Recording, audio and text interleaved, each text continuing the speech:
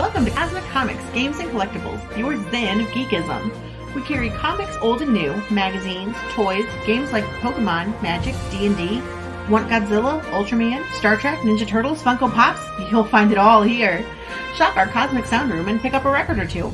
Enjoy our Comic Coffee Lounge with a cup of Sasquatch coffee or a delicious menu item while geeking out over a super cool movie on our big screen. Come by and say hello to Maui. Cosmic Comic, Games and Collectibles. Superman loves us, and so will you.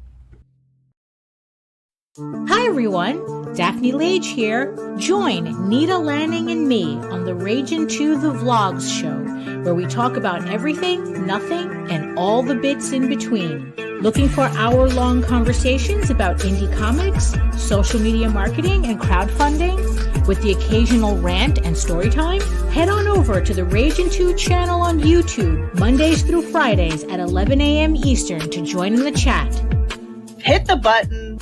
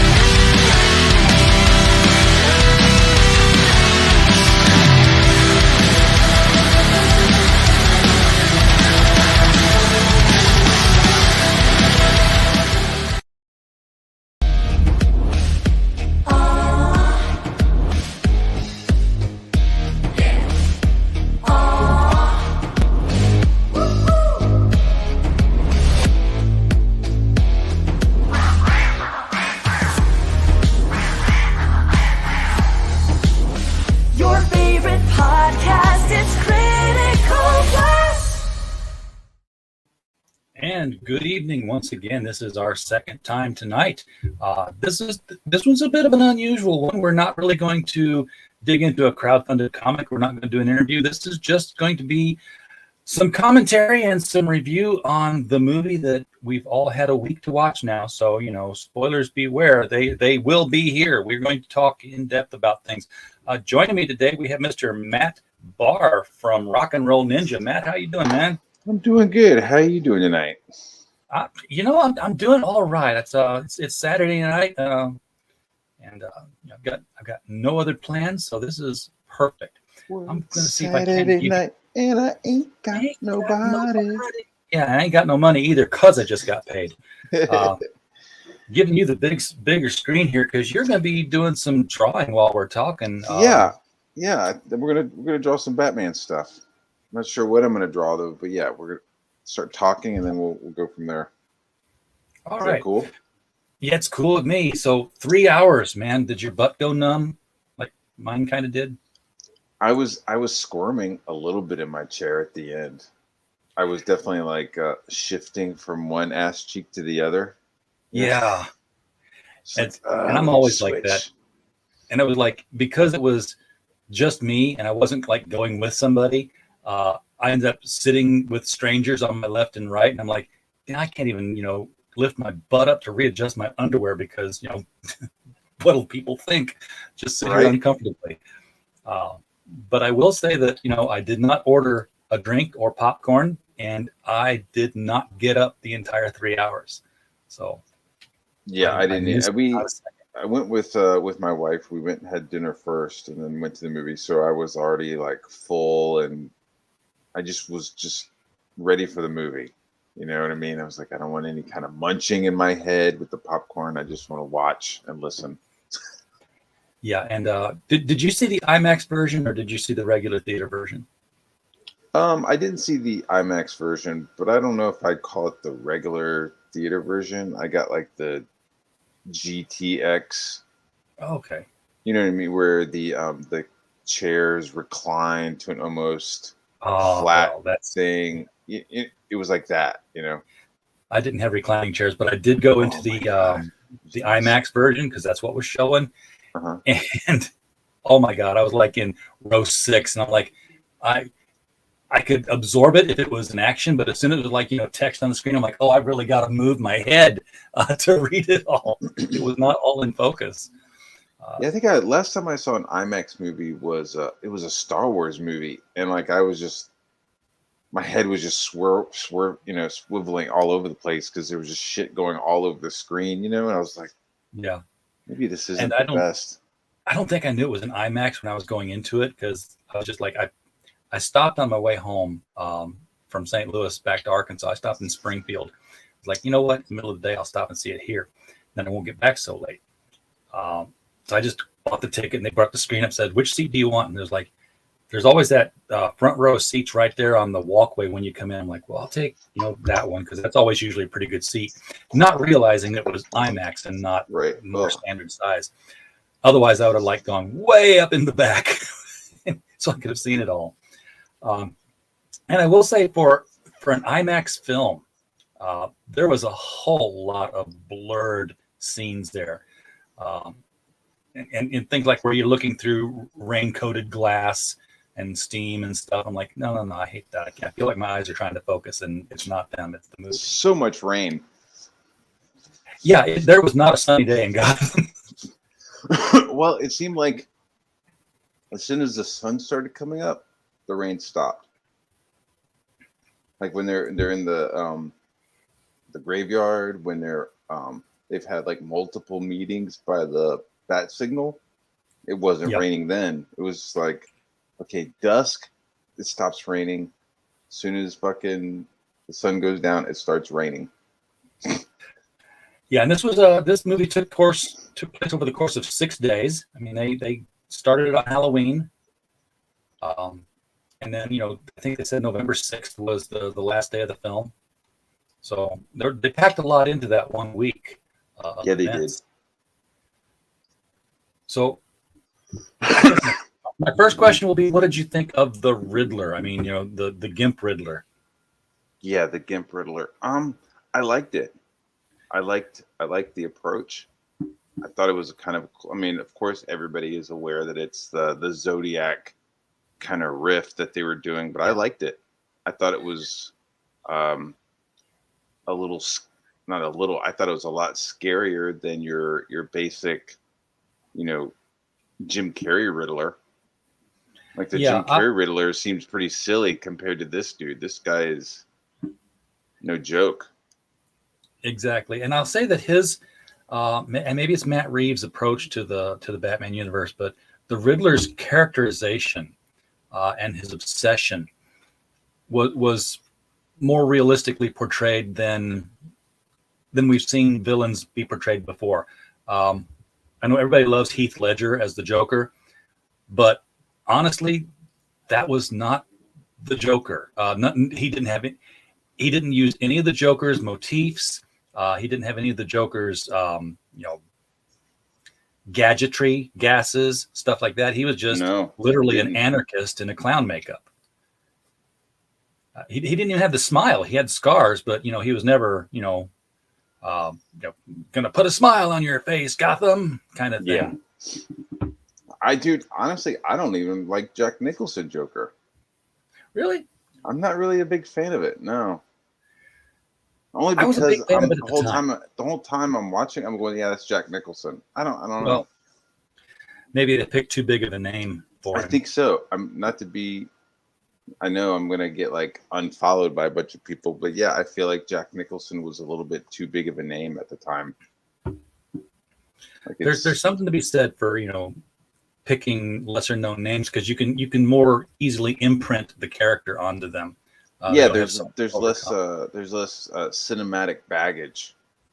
Like with this guy Dano, I think his name is. Yeah, Paul Dano. Paul Dano. I mean, I am like a walking IMDb. As soon as I saw him, I was like, "Oh, There Will Be Blood," Looper. You know what I mean? I was just thinking of all the movies that he's been in as a supporting actor, and I was just like, "Yeah, this is gonna be dope." He's a great actor, but he's not huge, Exactly. Colin Farrell, though, Now, there's a guy who's huge, and I did not see Colin Farrell in Oswald. Even when you knew it was Colin Farrell, I was like, yo, where the fuck is Colin Farrell? Right? I guess we meet him at the Iceberg Club, right? Is that the first? That's the first time we meet him. Which I thought it was cool that they had the fucking twins, Tweedledee and Tweedledum. Right. I thought that was cool that they had the twins there. But yeah, man, that first scene, I'm watching it going, okay, that's fucking Colin. I don't see Colin though. I don't hear Colin. I was like, okay, this is good. And then by the end of that scene, I wasn't thinking about Colin anymore. Like I was just like, yeah, that's the Penguin. And it was a Penguin that it wasn't exaggerated like the Burgess Meredith or the Danny DeVito Penguin. It wasn't grotesque. And yet it still looked like, yeah, that guy looks like he could play the Penguin if you were to pass him on the street. Yeah, he had like he's definitely scarier than the Gotham TV show Penguin. Yeah. The Gotham Penguin was slimmer. I liked the Gotham Penguin, but he was also a bit of a joke. As much as he would kill people. Yeah, he was kind of playing it a little hammy compared to this Penguin, which, fuck, man, that was brutal. That was a total badass, and I like the scarring on his face. Right, yeah. So like from when you're looking at him straight ahead, the scarring like did something to his nose to like make it look pointier. Did you notice that? It did, yeah. It made it a little bit beakier without making it look, really long. And dude, yeah, I was like watching it, like the whole scene when he was like, "The world's greatest detectives, come on, that's not good Spanish. You can't speak Spanish." I was looking at his nose, going, his nose looks normal unless you get him in the right light, and it suddenly looks like a fucking hook. I was like, that's fucking brilliant. And what was that that riddle in Spanish? El Rata. Yeah, he's like La Rata. Yeah, it's you are El Rata. Yeah, it said you are El Rata Alada, and this is where Batman solves riddles like he's doing throughout the whole film. And he's showing off that detective side that we've never seen in any of the films. The one time I think maybe we saw it in the Dark Knight Returns, or the Dark Knight, where he's like doing something with the bricks. Remember that he's like he has a Gatling gun and he's shooting ammo into the bricks to get like fingerprints. It wasn't very clear. Oh yeah. I get it. He was trying to work on reassembling the bullets to pull fingerprints off of them. Yeah, and I was just like, wait a minute, how is that? Like, you're shooting more into the bricks to fucking get fingerprint? Like, it just wasn't. I mean, I'm a dum-dum, so it just. Well, he just wanted to see if he could reassemble the bullet fragments and have the computer analyze them and still pull prints off of them. So it wasn't really even his detective work there. In fact, in the Dark Knight, he's fooled so easily. Joker tells him the two locations and he doesn't even think for a minute that, oh wait, he's going to send me off to the wrong location. It's just yeah he's basically just like being fed shit and then moving from one thing to the next, right? But with this was primo Batman. This was like just sitting there working the problem. It was so cool. It was really, really cool seeing that. By the way, that URL, Rata Alada, that is a marketing website that does exist. And here, if you go to... I didn't even think about going to it. There you go. It's what's it say? You've come this far. Now let's see if you're willing to discover more. While you unmask everything that has yet to be revealed, I'm safe here with my new friend. We will see you soon. So automatically saying with my new friend, we know where he's safe. He's safe in Arkham. His new friend new friend. Yeah. And click for reward, and it's a zip file. So let's open it. What did this zip file bring to us? My gosh, lots and lots and lots of pictures, and a PDF document. So wow. Okay. Is this I'm new going to have to stuff? do some digging through this. This is new all stuff? Yeah, because I visited this site before and I did not get this. Oh before. wait, this is who killed herself? Martha, right? No, No, Martha didn't kill herself. Her mother. her mother killed herself. That's right. So these are pictures of her mother. Yeah. So these are some of the images that I guess were seen on the wall. I'm just clicking a couple of random ones. So, so here's the guy who was killed at the very beginning, and the woman he was with. Yep, she was beaten up. She was friends with Selena. I forgot her name, but she ends up dead, right? Yes, she did. She gets choked. What's his name? Chokes her. Falcone chokes her. Yep. And that was I thought that was there an he is. interesting There's Riddler twist. right in the background. Yeah, right there. I did think that was cool. I think the little reveals of like Falcone being like way more fucking gnarlier than he was. I thought that was pretty good. Like it was almost like, hey, we told you he was the gangster, so why are you surprised when he's doing gangster shit? Exactly. Randomly choking women and then being like, yeah, I had to choke your mother. I hated choking your mother like I'm choking you, my daughter. Like, what the fuck? This fucking psycho. It's nothing personal. It's only business. Hail Intense Webs. Glad you're here. How did I do this? What's up, man? And by the way, who was he choking? Because who was his daughter? Selena Kyle. Selena Kyle. Yeah, which I guess that is something that is in one of the comics, right? I don't think so. The Long Halloween. I think it was in that. I didn't know that he was ever revealed to be her father. I don't think it's full canon. I think it was in the Long Halloween cartoon that I watched, and the comic book. But Well, I remember the Batman Year One, where Selena puts on the Catwoman costume for the first time, and the news reports her as being Batman's assistant. So when she goes and robs from Falcone, she claws him across the face, so that they will know it wasn't Batman that did it; it was her. I thought she was all right too. I did too. I mean, I don't know if we have an outline that we're going by, if we're just jumping around. No, it's. I have no outline. I've got the IMDb page in front of me. Yeah, I thought she did all right. I thought she walks really weird, and I guess that's her accentuating. But there was a shot where it was like her walking through the the club, and like it looked like her upper body was dislocated from her hips. Yeah, was she trying to be slinky and feline? I guess, but the way she was like moving really fast and fucking flexing like that, it was just like, I was like, whoa. Yeah, and never did she call herself Catwoman.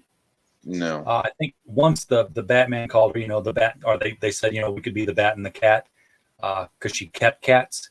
Yeah. But even her mask was just a stocking cap that sometimes in the right, angle affected the cat ear kind of motif.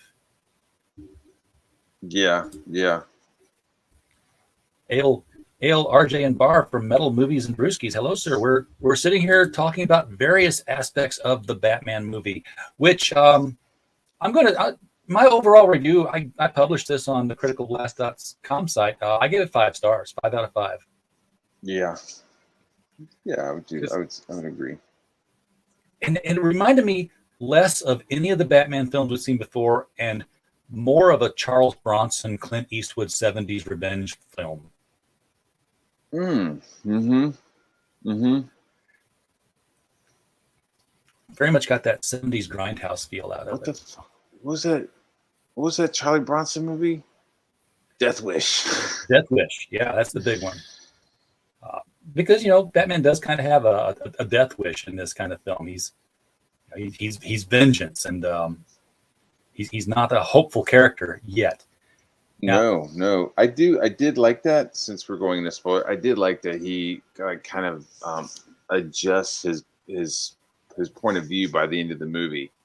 Like I need to be more than just vengeance. I need to to be a symbol, I guess, right? Is that Yeah, what he was saying? and the triggering point that set him on that revelation when one of the Riddler stand-ins is unmasked and like, who's this guy? And he says, I'm vengeance. He's like, wait, that's my line, and what you just did isn't cool. So that's when we see the hopeful Batman rescuing people and carrying them through the crowds and stuff. Yeah, I liked that. I liked that was a cool scene at the end, the fighting them. I liked the kid reaching out to Batman. That was a very like Batman thing. Yes, not afraid. Was not afraid of the Batman costume. Yeah, that's one of the cool things about the comic books is that it's been mentioned a couple times that like kids aren't afraid of him. There was like the kids aren't afraid of his costume. Like when they see Batman, they're like, "Oh, it's fucking Batman." They almost did that in Batman Begins, where the kid's like, "Oh, it's you. You're real." Like if you're a bad guy, you're fucking terrified of him. But kids are like, "Oh, wow."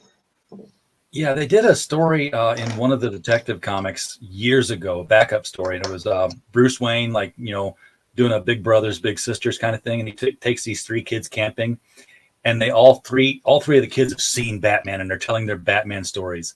And the 3 ways that they describe Batman is like, he's 10-foot tall vampire, or no, he's a brother like me, and he's like, where's this? And when they finish telling their stories, they look up and Bruce is gone, and he steps out of the woods. He's like, so you've all seen me. He's wearing the Batman suit, and they're like, yeah, real funny, Mr. Wayne. You don't look anything like him. and he just realizes that he doesn't terrify kids at all, and he's happy with that. But I thought it was funny. He put on the Batman costume, and they just saw Bruce Wayne wearing a Batman outfit. Yeah, I thought that was really cool. That made me smile when I was watching it. It's like, that's fucking dope. Like they were nailing like moments like that through the whole movie that I was really happy with. The one thing I was most trepidatious about was the costume, because with Ben Affleck, we finally got a cloth costume that was flexible and allowed him to do acrobatics in a way. I mean, when I saw Affleck go up a building and then fly around the chimney and stuff like that, clinging to the walls, I'm like, yeah, now that's Batman movements. You could not do that in the Keaton armor, where you could barely move, or even in the Bale armor, where you're like, right, everything was stiff. And I saw that this was going to be kind of armored, and I was like, oh, we're going to be back to the Batman who can't move again. But I think the way they put it together was enough cloth and armor that is like, okay, he's got protection, but he's also very fluid. Yeah. Yeah, I agree. I like this suit. At first, I was like, I wasn't sure if I liked it or not. I was just like watching, but by the end of it, I did like it. I liked the collar things. The high collar worked for me. It was very Gotham by Gaslight. Yeah. It made me think of that, and it kind of created that cool silhouette, of just like a thick neck kind of vibe without actually giving him that thick neck. Yeah. Because there was a couple of shots where like it all just kind of like blended into this really cool outline. Because Pattinson's not a bulky guy. He's athletic looking, but he's thin. And you would think a thin Batman wouldn't be very intimidating. I mean, it's like he seemed pretty jacked, but definitely not like Ben Affleck jacked. But he was definitely toned. But then I think it's like if you're super jacked and then you put the armor on, you almost look too jacked. You almost have like a football kind of vibe to it. Yeah, and it takes away that fluidity again. Yeah, like that's why I didn't like the Arkham Knight, the Arkham Knight games, because Batman just looked bulky with all that shit on him. Yeah. Brewski says that they snuck Joe Chill into the funeral scene. I think I might have missed that. He's talking to a dude. He talks to a dude, and the dude fucking like like starts talking to him and like recognizes that he's Bruce Wayne, but they never actually say, "Hey, this is Joe Chill." So But maybe just something the fans will pick up. I think it's kind of implied. I think if you're a Batman fan, that instantly comes to head. You know, that was the first thing as I was watching the scene. I was like, "Who the fuck is this old dude talking to him?" Like, oh yeah. But and was that not the same old dude that was unmasked at the end of the show in one of the Riddler outfits? See, that's what I was wondering. Was he the same dude who was like, "I'm vengeance"? Yeah, I thought it was. Because he was, certainly sympathetic to the Riddler's cause when they met at the funeral. It seemed like, talked about how his daughter had been killed or something. Yeah. So yeah, it's definitely implied, like Metal says, that that was Chill. See, then what is he trying to like make us sympathize with Joe Chill while he's talking about his daughter? Like, is that why this dude killed Wayne, because he believed Wayne allowed his daughter to die? I don't know. But, if Joe Chill's the one that says, "I am vengeance," and, turns on the light bulb in Batman's head, he's like, "You're vengeance, and I just became you, and you're the one who made me, and maybe I should become something different." I don't know. It'd be a nice full circle kind of thing if that was Joe Chill, especially at the end there.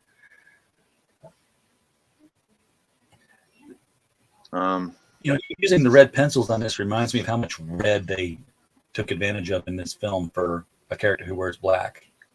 Yeah, that's why I'm actually, dude. You notice the fucking red flare at the end of the movie? It was like, just in case you didn't get enough red light, here's a fucking red flare for you. Or it was just like, it almost became monotone, like monochromatic. Or it was like just red and black. That's all you got. Yeah, throughout the whole film, there wasn't anything very colorful in the film at all. No, that I thought that was okay. I didn't need a lot of colors. If you go to New York City, it's not that popping. Except for they did have like some like a Times Square looking kind of shot that they used a couple of times. Yeah, it was a very very large city, but I liked, it felt real. It didn't feel like a set. So you're driving under overpasses and stuff and walking around down there, it looks like you're in a bad alley. That was the only thing that bothered me, though, was when we saw the same shot and the same angle of the Times Square. I was like, "Is that?" I was like, "Ugh," I didn't really like it. Now I'm just being picky about it. I'm just being picky. Well, you're allowed to be. Viewers should be picky about what they watch. I'm also I was a little like, "What the fuck is this?" I was a little like, "Oh, I've already seen that shot, dude. I've already seen that angle." And then when they played the Nirvana song a second time, I was like, "You already played this song." The song that was in the trailer. Yeah. Something in the way. Yeah. That song. It was like he played it once in the trailer, and I was like, "All right, cool." And then they played it the first time in the movie, and I was like, "Okay, there's your song." And then they played it again. I was like, I don't know. I felt like they could have picked another song or just had some fucking. I didn't feel like I needed Nirvana at that moment. Now, there were a couple of criticisms of the film that I actually understand where people are coming from, and one of them is the trailer. I mean, the trailer kicks off with the Riddler being arrested, and like, that's actually near the payoff point of the end of the film. Do you think they should have led with that? Because that was really kind of what they were building up to. It doesn't really leave any suspense. I was okay with the misdirection. I was okay with that because you're kind of watching the movie or you're watching the trailer and they're giving you what I thought the storyline was. Oh, they've caught the Riddler. Now the Riddler's in jail, and now he has to like go and talk to the Riddler while he's in jail because shit is happening around the city. You know what I mean? Like that was pre-planned stuff. Yeah. I was like, oh, he's got stuff that's just like clicking off around the city while he's sitting in jail. That was my first thought. But so I was pleasantly surprised when it didn't do that. And that was the went big the more traditional over the top thing too. It was very, very much of a superhero movie catastrophe, and yet even at the same time, it was like, yeah, somebody could pull that off if the city was built like that. If this was New Orleans, yeah. If it was New Orleans, you could probably rig this. It didn't seem too crazy. It wasn't like, we have a nuclear fusion bomb somewhere in the city, and it's in a giant Jack in the Box. Which is so funny because it was like that Batman and Robin from the 60s. You had him running around with a giant round bomb. Oh yeah, the big bowling ball bomb. Yeah, and then the Dark Knight Rises, he's like fucking flying away with a giant round bomb. It's just like as I was watching, I was like, did they do that on purpose? Are they like playing some fucking joke where it's Batman always has to like defuse a giant bomb? The other criticism I saw, I didn't, I think was done on purpose, and I think there's an answer for that. But they said that the Bruce Wayne character was pretty much the Batman character. Robert Pattinson was just, broody and surly as both characters. And I think that's okay because they actually addressed it in the film. Alfred, came out and said, Bruce Wayne needs to have a life of some kind here. Yeah. I don't see that as a problem. This is Batman year 2. I don't think he's kind of created that that persona yet. I like the fact that he is. I don't know, man. It felt like he was in the costume like 80% of the movie. Exactly. I loved that because I was completely happy with that, dude. I was like, I just was like, he's in this fucking costume the whole movie. Like, fuck it's actually a Batman story. I mean, God, I watched The Incredible Hulk all the time as a kid, but I'm like, why don't I just go do something else? And you call me during the last 15 minutes of the show when we actually see the Hulk. Yeah. My wife called out one cool thing.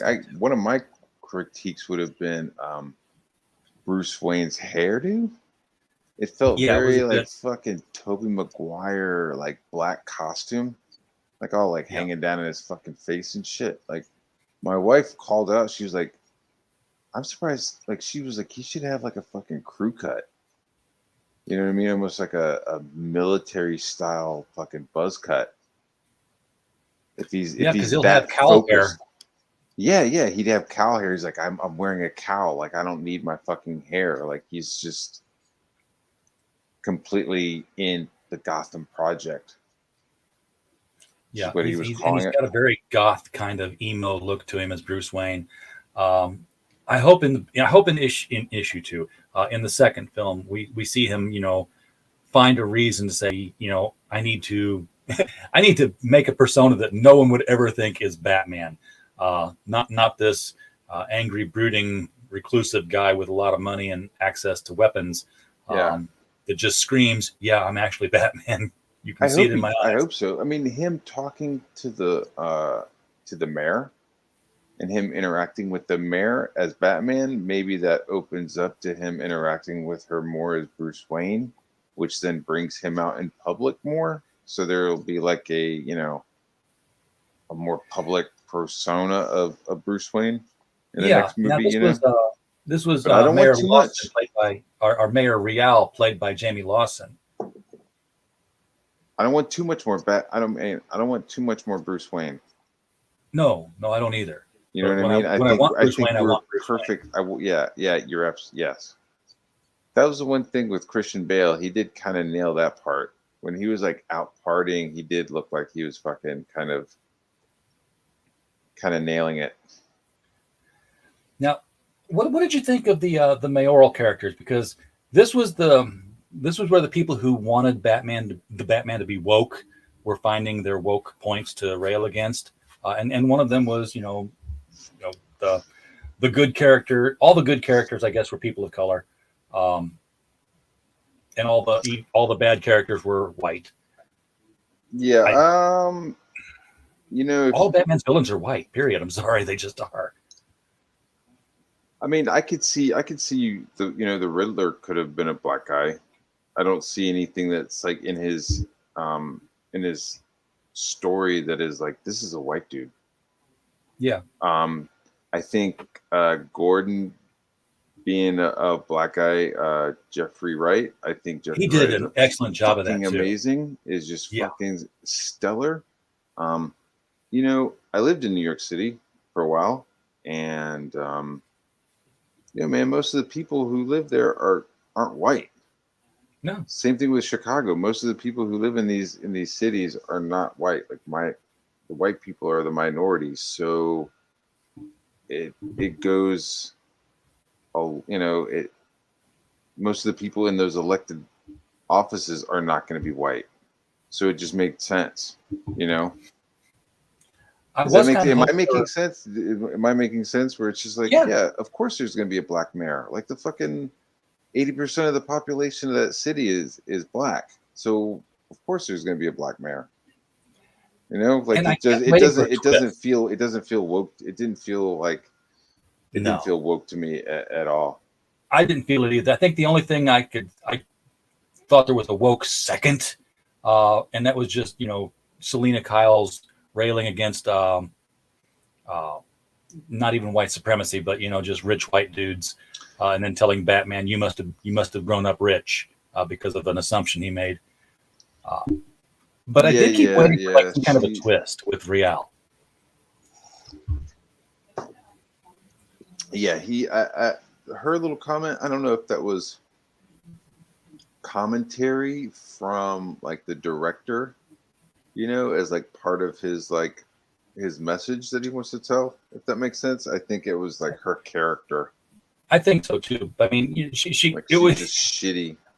All the cops that were being, corrupt and being, all the people in power who were being taken out by the Riddler, they were all white, middle-aged, wops. They ran the old boys network. But there was so much in the Riddler's clues, especially in his apartment, where he had the word "real" in a lot of things. And with the mayoral candidate's last name being Real, I kept waiting for there to be some sort of twist where, oh yeah, the other candidate is also corrupt in a different way, which would just underscore the whole thing of Gotham is just hopeless. You can't get a good person in Gotham. Yeah. No, I liked her. I thought she was maybe a little young. Yeah, she seemed more like an intern than a mayor candidate. Yeah, I mean, if at casting, I would have I guess it's too late, but I would have gotten the chick who plays Amanda Waller. Oh yeah, she was also on How to Get Away with Murder. Yes, dude, she's so fucking dope on that show. Yeah, I would have. It's kind of hot too from that show. Now, I would have tried to get her. But I think the woman did a good job. Yeah. Did you like his utility knife application of his batarang? Yeah, that was actually in his chest. Mm-hmm. Now I had seen something. I wish he had used it more. Like he pulls it out one time. In an amazing shot of him like rappelling over there and then cutting it. I thought that was super fucking dope. I just wish he had used it more, Yeah, him running down the side of that building was just such a cool shot. I had seen something where a year and a half ago where somebody online had shown a close-up of the chest, and their assumption, and it looked like it at the time, was that the bat was actually made up of pieces of the gun that killed his parents. Yeah, I remember that. But now, of course, we've seen it. It's the two utility knives stuck in it. He can pull out and utilize, and it makes sense. I mean, it's like it's right here. Just grab it and go. It's not, you don't have to dig in the belt for something. Yeah. I liked also on his leg. He had some sort of pouch, like a.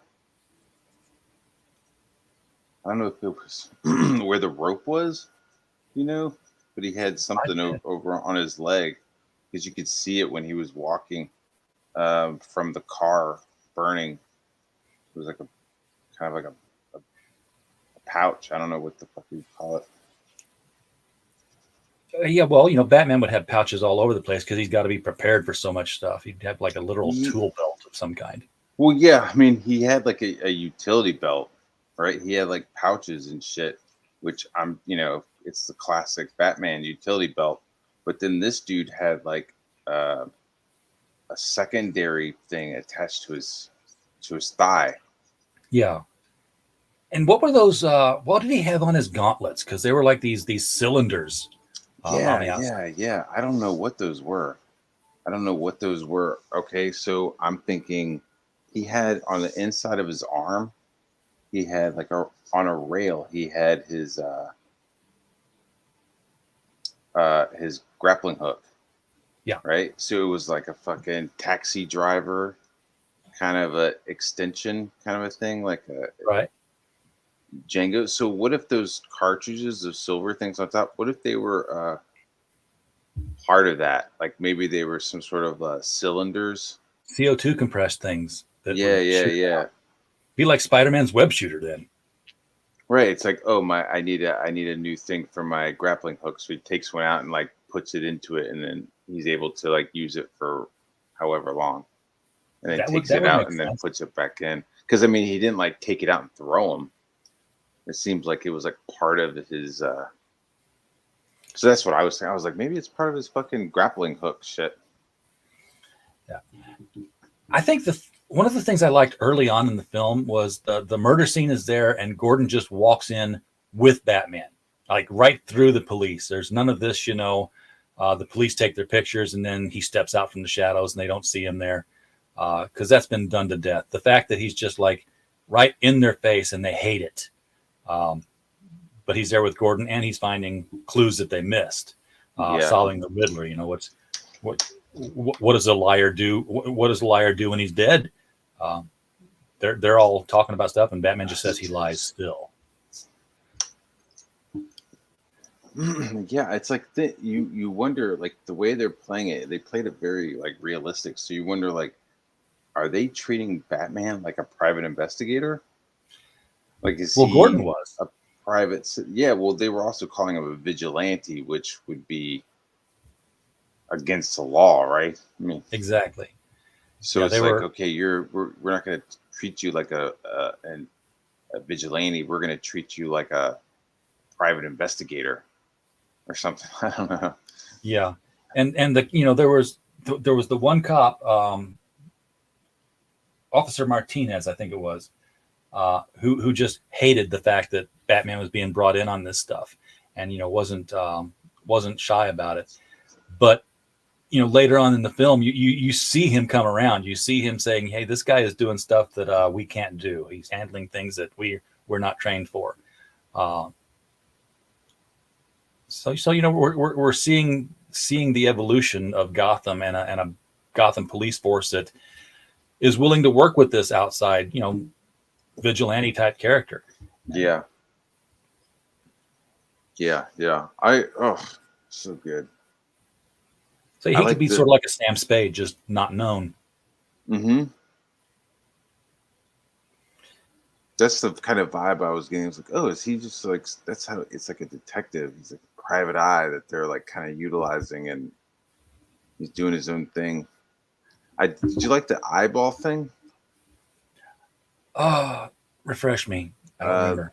The little retina scan thing that he was like wearing all the recorder. Oh yes, the lenses, the contact lenses. Mm-hmm. And he gave Catwoman them to wear, so that he could see what she was seeing, until she got pissed and took them off.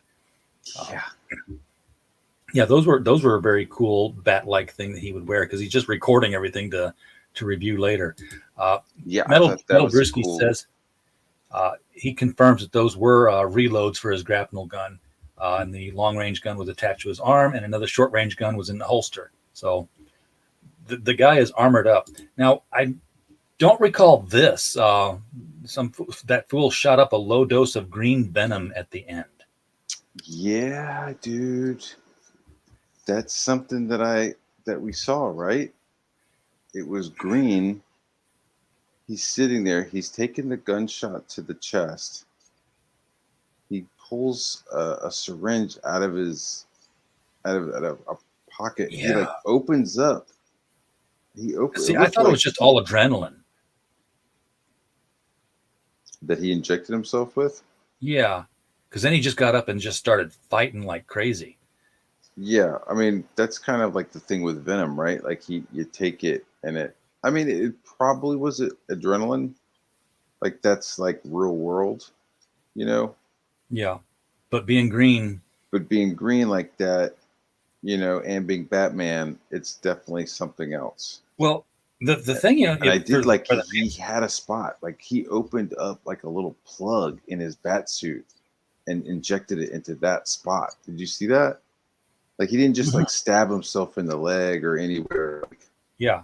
Because he would be able to, because his suit is like fucking, if he could take up the syringe and just stab himself in the leg, that wouldn't be a very good suit of armor, right? So he like opened up some sort of fucking plug and then it's there. Your mic is bubbling. But yeah, it was just underwater there for a little bit. Sorry. Well, for the people who read the comics and have been a long time comics reader, Venom showed up in the Batman comics long before Bane did.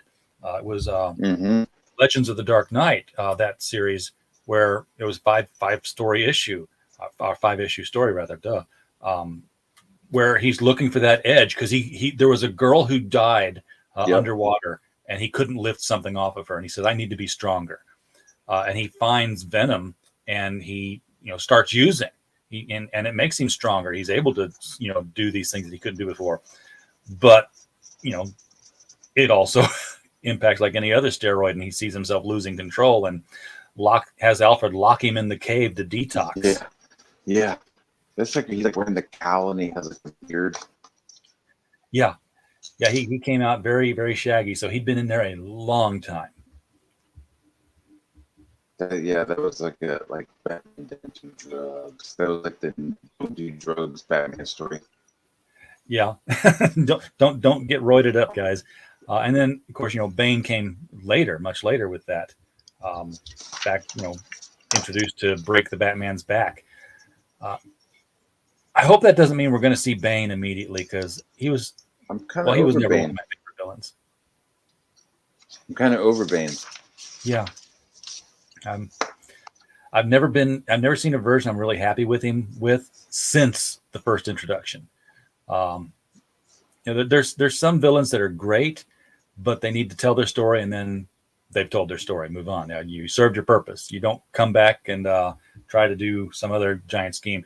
See, the Joker should always be trying to rob a bank or a jewelry store or something. That was his initial motive. Yeah. I think the Joker should constantly be doing shit. Yeah, I hear you. Now, dude, what about Killer Moth? That would be kind of dope if they brought Killer Moth in. Yeah, if they did it right, and maybe they will because that they're doing that Batgirl film, and Killer Moth plays a role in the origin of Batgirl, at least in the Barbara Gordon one, which is the character they're supposed to be using. Because she had the Batman costume prepared in a female version for a costume party, and before she's able to put it on, Killer Moth attacks the place. So she just slips off and puts it on then and fights back. So they don't see her as being a guest in the costume. It's one of the Bat characters has shown up. So now you're doing Mr. Freeze here. Yeah, I just started drawing. I was thinking I saw somebody do Mr. Freeze, but do a Russian kind of spacesuit. It was a cosmonaut spacesuit. He had done something with it, so it almost had a kind of a baggy look. Yeah, I like that idea. Maybe he was some sort of Russian, space program accident. Yeah. Now, Metal's saying that the Batgirl movie is in the Burtonverse, but at the same time, her dad's going to be Jeffrey Wright again. So, wait a minute, what? Well, yeah, that's the Batgirl is I forget who's been cast as her, but she's Barbara Gordon, and I thought that her father, James Gordon, was going to be played by Jeffrey Wright again. I did not know that they were going to get him again to play Gordon in a different universe. Yeah, are you sure it's Gordon? I think it's the other dude. I thought it was the dude who plays J.J. Jameson. I could be wrong. Remember they got him to play Gordon? Well, he was in the Affleck one. Yeah. Is he not? Because they're using the same Flash. They're using the Zack Snyder Flash to do the Flash movie. Yeah. Well, there it is on the IMDb. Leslie Grace is Barbara Gordon and J.K. Simmons is Commissioner Gordon. I thought he did a great good Jordan in the Snyderverse. Yeah, I thought he did too. In fact, I finally, like just a couple of weeks ago, watched the Snyder cut of Justice League. Mm-hmm. And I get it. I was like, oh, this Justice League movie is long, but it actually has a story I can follow now. Yeah, it's long as shit. Yeah, but it made sense. Everything is being told to you, right? Like I felt like me and my wife could sit there and she wouldn't be asking lots of questions. Yeah, like, why did that happen? How come we're here now? Who is that? Why is that person? Like, you know what I mean? It's just like it would be normal questions, not like annoying questions. She would be asking legitimate questions, But with this version, she was just watching it and just like knew exactly who Cyborg was and what Cyborg's deal was, And Brendan Fraser is going to be Garfield Lynns. That's the Firefly. That's kind of cool. Do you like Firefly? I like the Firefly. I like Brendan Fraser, but Brendan Fraser is very much dad bod guy now. I guess I just can't see him in a costume of any kind. He's gonna have to do a lot of work because he kind of let himself go. Yeah. Who would be cool is I'm just thinking for the next Patman movie, Patterson Batman movie. I wouldn't mind seeing Ventriloquist. Yeah, that would work. Get the characters that work in a real life setting. I'm not sure Mr. Freeze makes that cut. Scarecrow kind of maybe. Two-Face definitely would. I mean, come on, he's just scarred up and freaked out. Yeah.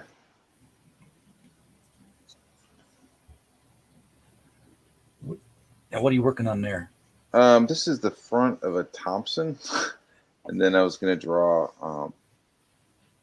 If I don't fuck up this fedora, I was going to draw the Scarface dummy. Oh, okay. Yeah, I see it. I see it coming into view now. Yeah, the ventriloquist would be a great and a creepy villain. You don't talk to me. You talk to me. You know what I mean? You don't talk to the dummy. Yeah, you don't talk to the dummy. Sure, and there was always like this little question of like, is the dummy really alive? Because it would take over other people later.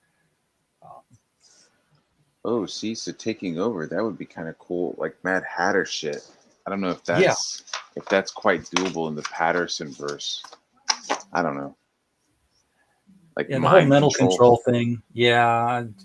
But the ventriloquist himself, sort of do an Anthony Hopkins magic kind of thing with it. Oh, yeah.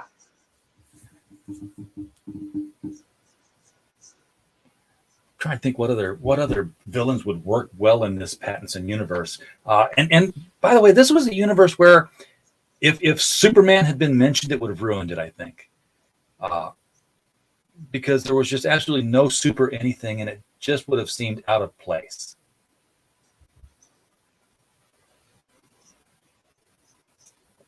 So I'm not sure how much they're going to be able to expand that into a DC extended universe in that one. Also, I'm not sure how wise it is for DC to have a multiverse universe. I mean, Marvel's doing it in a movie, but they're not like saying, okay, now we're going to have a whole bunch of movies set in this universe and a whole bunch set in that universe, and they're just kind of keeping them all in one spot. Yeah, I don't know what DC. I feel like DC tried to do like a giant Marvel style universe, and it just kind of floundered. So it fell apart on them. Yeah, so they're just like, all right, well, fuck it. Let's just, everybody kind of does what they want, and there's nothing to hold you back. Which I think that's good, because that's how we're getting Joker, and I think it's how we got the Batman. So it'll be like every movie will almost be a reboot. Like, oh, this is the Keaton Batman universe, and this is the Pattinson Batman universe, and enough people said bring Affleck back, so we'll have another Affleck Batman film. I mean, if he wants to come back, that would be cool. I did play the game of the Batman game when you were able to play as Ben Affleck. Like, you were able to like download the Batman costume, from the movies, and then I was like, oh yeah, I'll play it then, because it looked cool, playing as Ben Affleck. I do like the way he looks. It meddled with like Killer Croc in the sewer, like Lecter. I'm like Lecture, maybe like Lecter, like Hannibal Lecter. Penguin discovers him and puts him on the payroll. Croc go ahead. I'm sorry. Croc would work, but he has to be the guy with the skin condition, not the guy who's actually a giant crocodile. Yeah, no. I don't want the giant like monster from Suicide Squad. I want a guy with like a skin condition, like maybe a pro wrestler. You know what I mean? Some sort of freak show pro wrestler guy. Because that was his origin. He was just afflicted with this skin condition that made people terrified of him. But that's a good Arnold Lesker. I love those glasses, and he'll be such an unassuming accountant type of a guy. And I feel like he would be somebody who Penguin would hire, maybe. You know what I mean? Maybe not quite, or maybe on a smaller scale, because there's like this power vacuum, or, this space that's been opened now that Falcone and all the rest of the mob guys are gone. So it'd be kind of cool to see. With Falcone showing up. With Falcone gone, who does step into that power? Because I know who does it. Who's the mobster that's responsible for the death of the Flying Graysons?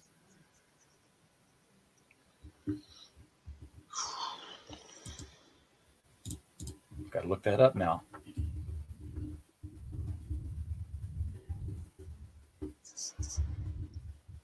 It wasn't Falcone.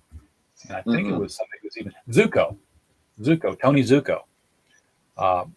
Because I remember something about Matt Reeves had said that, he would consider putting Robin in the film in that universe, but it would be like a 12 to 13-year-old kid, not, the Chris O'Connor kind of Robin, where you're almost as old as Batman.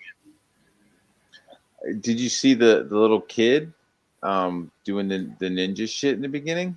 Yes. I mean, yeah, that was Mitchell's son. We saw him again at the funeral. Yep. So he's a little bit of an orphan, I guess. They don't really say what his name is. I guess would you want him to be a Dick Grayson, right? You'd want it to be like pretty pure, right? Not just like picking any random kid and making him Robin. Yeah, I wouldn't want him doing that. But I don't know if they want to go with the same circus origin kind of thing, or because we had a Robin in the Nolan universe right there at the very end. Remember? Yep. And I was not a fan of how that was handled. Nope. I was like, oh, it's under my middle name, Robin. I like that. That's really nice. Oh Lord. Yeah. But I don't want to see Court of Owls. I know that's been thrown out. I don't want to see that. Yeah, that was not like that I this don't like it, really but cool like thing that they couldn't let go of. Yeah, like I want to see the other shit first. Yeah, I don't want to see Poison Ivy. I don't want to see Mr. Freeze, because they're all just they're OP'd. They're very they just don't fit. I mean, if we're gonna deal with a world like Death Wish, with a world like Dirty Harry, then get people who are going to do heinous things with bullets and bombs, things that they can actually pull off. And Batman's got a wide and varied enough of a rogues gallery that this can happen. Firefly could happen. He's just an arsonist. Yeah. Does Firefly fly? Does he have like a jetpack? He did have a jetpack, but he doesn't have to. I'm okay with. I'm okay with like some aspects of it. Like I could see him like having a little bit of a jetpack, possibly. To like escape. Yeah. There was also a firebug in the Batman universe who didn't fly, and he was just an arsonist. The Electrocutioner is a Batman villain that would be kind of fun, because he would, what would he carry? He'd carry around this, big battery pack that he just uses to tase his victims with severely.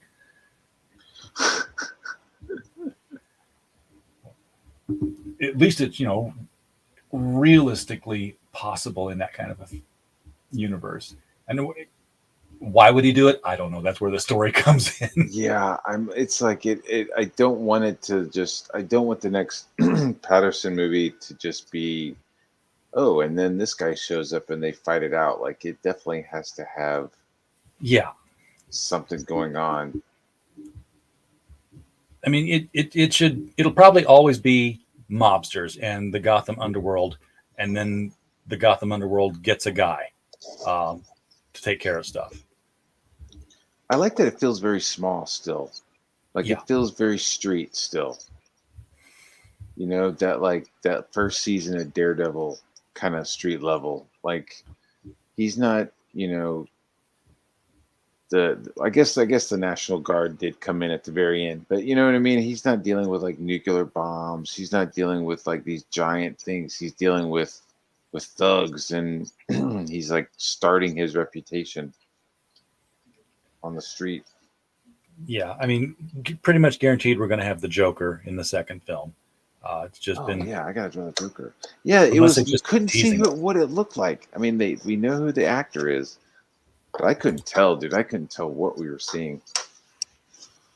Yeah, because when you got the silhouette, the hairline reminded me a lot of the Brian Bolland Joker from The Killing Joke. But yeah, Barry Keoghan, or Barry Keoghan, I don't know how to say his name. Young guy. I mean, when's he? Born in 1992. Jesus Christ. Dude, I was like, I got t-shirts fucking. I like half of my records are fucking older than this dude. Yeah. And that's still 31 years old. So I get, oh man, 31's young now. Great. But he was in The Green Knight, and he was in Dunkirk. He was in Eternals, for crying out loud. I saw him in Dunkirk. He got hurt real bad. Yeah, and all these billed as in the IMDb with somebody obviously keeping an eye towards not spoiling things. He's unseen Arkham prisoner. Mm-hmm. So that was a good call. What did you think of Andy Serkis as Alfred?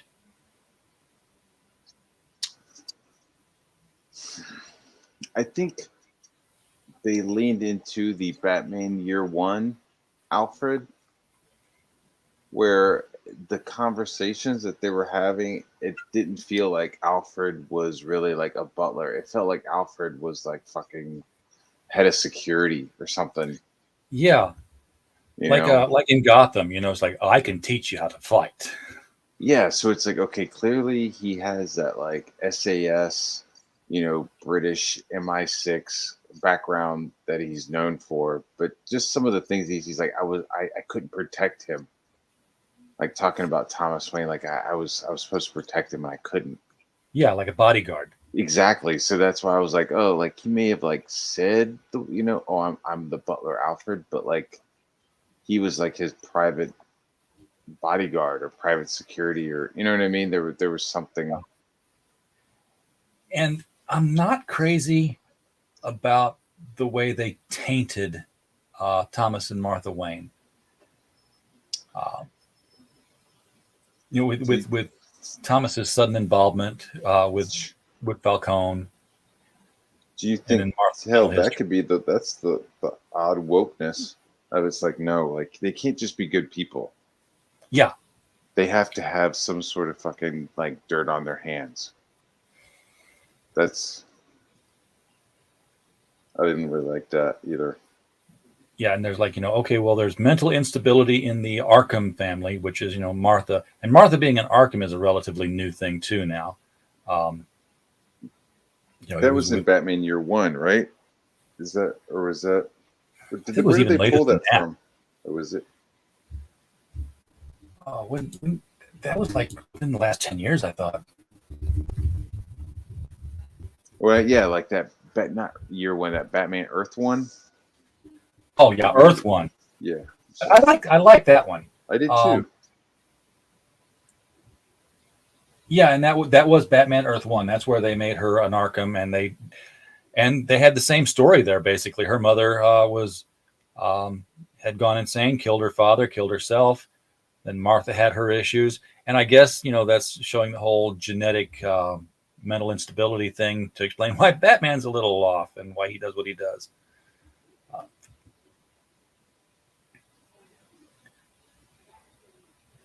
It's a good-looking Joker coming out there.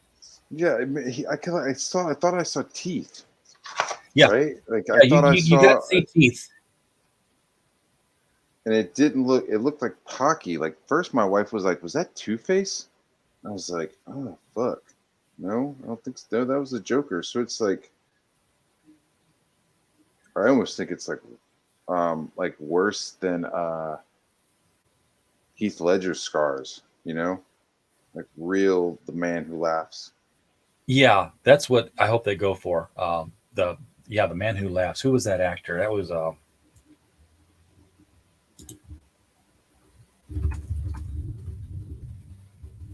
because when I saw pictures of him in that role, Conrad Veidt. I don't know how they got that effect, but that was an ungodly large smile that they made him have. And for those who haven't seen the film, The Man Who Laughs, he literally had been cut. That someone had taken a knife to the corners of his mouth and cut it wide, and it looked like that had happened in this film for 1930 something. And definitely was also. When you see the picture, it's the same picture that Bill Finger draws in Batman #1, first appearance of the Joker. Yeah, that's definitely. Cards. Isn't it? That's like been in like an official. Yeah, it's official. It's like I pulled that from that. They've admitted it. Well, not admitted it, but just said, yeah, we because there was the Bat and there was the Man Who Laughs and there was Zorro. They were pulling stuff from everything they had seen. And at least Bill Finger was. I'm so glad that Bill Finger is like starting to get that like the recognition, Yeah. As a kid, I didn't know who Bill Finger was. I didn't know who Bill Finger was until maybe 5 or 6 years ago. And then I was like, holy shit, that's fucked up. And then it seemed to like, as soon as I heard about it, it started to like kind of pick up momentum. And now it was like in the beginning of the movie, Bill Finger. Yeah, you got the hair exactly the way I saw that silhouette too. Right? It was like forward. One day you're on top of the world, the next day you're a clown. Yeah, dude, I was like, please fucking show him.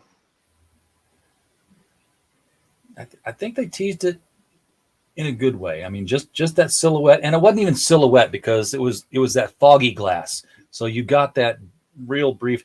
In fact, I'm surprised that somebody hasn't freeze framed that yet and enhanced and done all their stuff on it. Maybe when the Blu-ray comes out, they'll have a better shot at doing that. I know somebody called out the injection that he gives himself has something written on it, so people are waiting to get the DVD to pause that.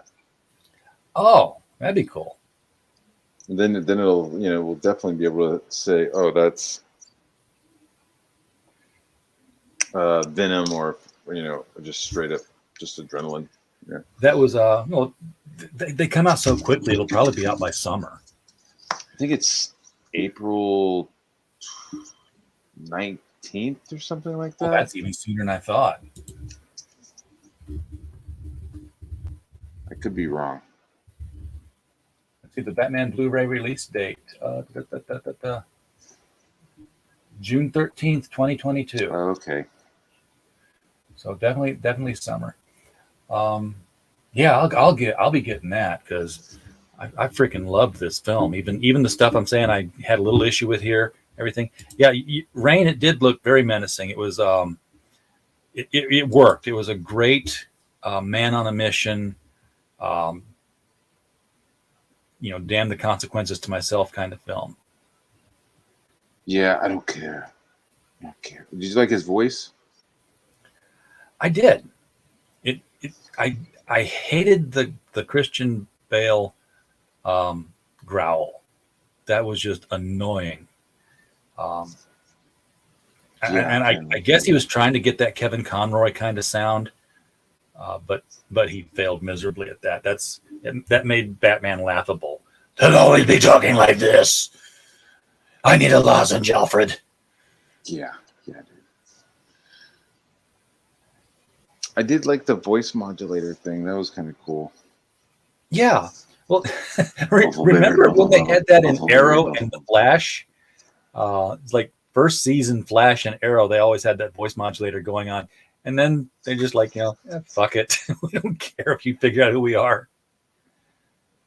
Oh, he just stopped using it? Yeah, they quit using it.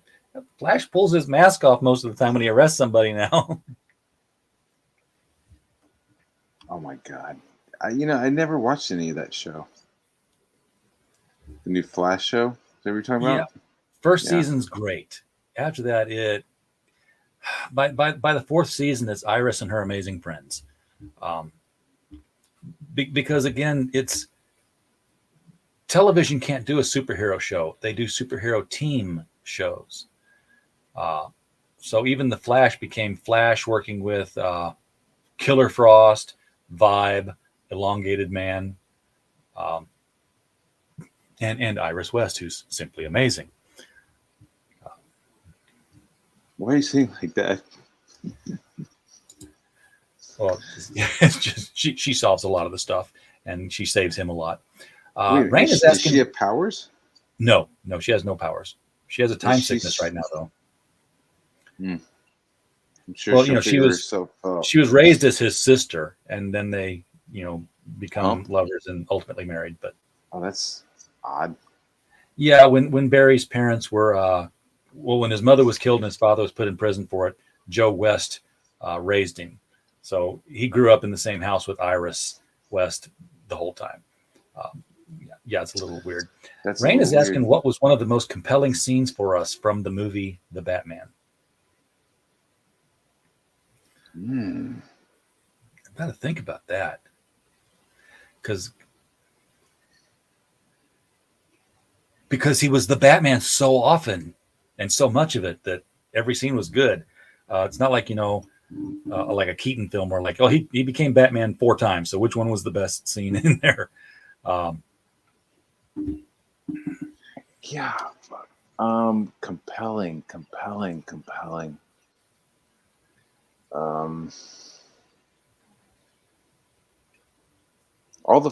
Fuck, dude. I don't know. When he's beating on the glass at the Riddler's prison, asking where are they? Where are the bombs? Okay. That was pretty good. And I like the fact that he didn't break the glass. And it wasn't like, Belle Reeves supervillain imprisonment glass. It's like it showed that he's still a man and that he's got limitations. that can be fairly easily matched up. Yeah, I Rain, did Rain like says he that. loved the scene The between way he was Vengeance talking. and Riddler. What's Vengeance, of course, black, was Batman. black, blue, and dead all over, and he's like, you. That was pretty dope. When the dude thought that fucking Batman was like with him on everything, that was pretty cool. It's like, you're crazy. You're a fucking sicko. You're gonna die in here alone. No. No.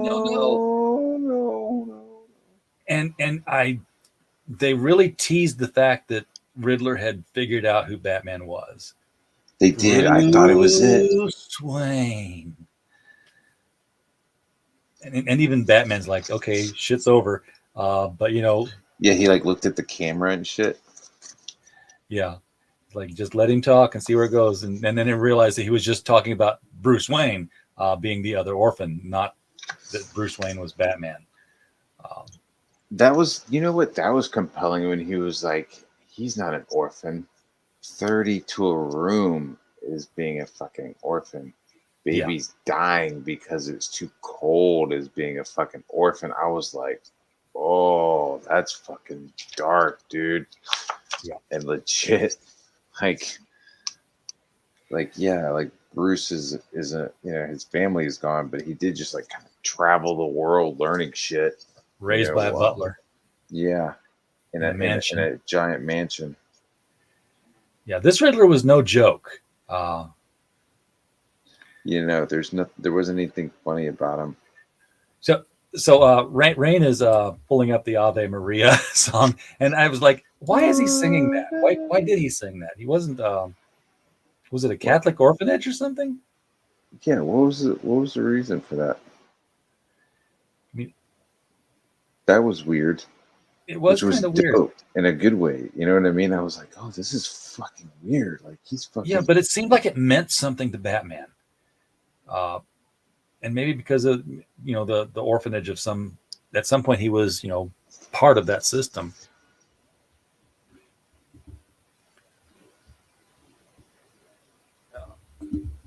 Got a message here. Take care of. I'll take care of it later. Well, yeah, I did.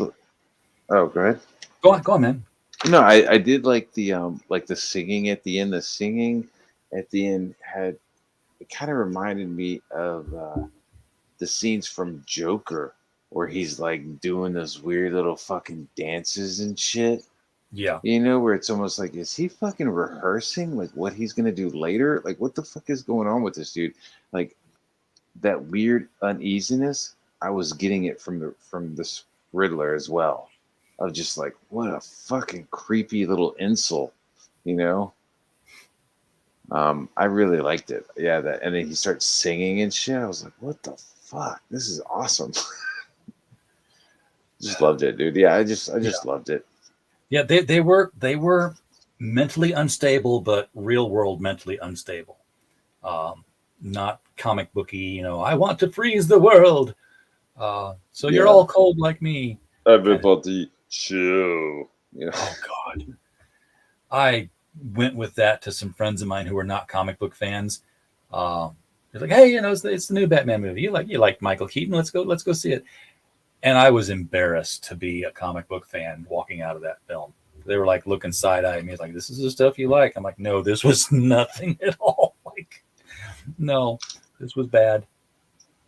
Yeah, dude. Oh, dude, I knew we were gonna have problems when he turned around and fucking flashed his ass when he was putting on the suit. I was like, oh no, don't do it. Don't. And then the bat nipples. Don't fucking go there. And he pulled out the nipples and then pulled out the fucking bat credit card. And like I did, dude, I was in college and I was dating a girl and like that just fucking. Yeah, a lot of Bat respect Express was card lost with her. He was like, "Ah, fuck." Like who's banking this card? Who's taking your payments? That was crazy. You'll notice the Batgirl suit didn't have nipples on it. Yeah, why not? just pointing that out, throwing it out there. Alicia Silverstone. I think that's definitely Schumacher's gayness coming out, right? It's like, and then he's just like sitting there, like focusing on fucking Batman's costume and like, yes, how's the ass look? Okay, what about his codpiece? Okay, it's all rubber, right? It's all good. Okay. Oh yes, we need nipples. Oh, beautiful. Okay, Batgirl. Okay, fine, whatever. Just give her a cape, and like he moves on. Don't even give her a mask. Just get a cowl. Just give her a mask. Suit me, Uncle Alfred. Unfortunately, I've like seen that a couple times. Why would you watch it a second time? I don't know, man. I'll drink that milk a second time just to see if it's actually spoiled. You know, like is it? Ugh. Yes, it was. Put it back in the fridge and take it out again some other time. Yeah. I was kind of surprised that Andy Serkis was playing Alfred, though, because he's normally not an on-screen actor. You're right. Like, I was expecting him to show up as Clayface or something, like all like. Yeah, because he's Caesar in Planet of the Apes. He's Gollum in Lord of the Rings. It's just more along his lines of doing voice acting and being digitally he was Kong. Yeah. So seeing him as a character on the screen, that was different for me. I liked it. I mean, I've seen him in a couple of things as like his own shit. Like he was in King Kong as the cook. Remember he was in that as the cook. Oh yeah. And then he was in this like horror movie set in World War I in the trenches, and he was in that movie. That was pretty cool. But yeah, he's like starting to move. It's like, yo, so you directed Venom, and then you came over and you pretended you were a butler. He also didn't really do that much for Bruce. I mean, he was like, yeah, I trained you to fight, but then other than that, it wasn't like, hey, I'm working on your car, or hey, I fixed the fucking, your grappling gun. You know what I mean? He really wasn't like radio for a pickup. That's his thing. Rain, we did kind of go over that earlier on, the green liquid. We're theorizing that it might be an early appearance of Venom that Batman was using before Bane came along, just like he did in the comic books. So I was checking Andy Serkis's stuff right now.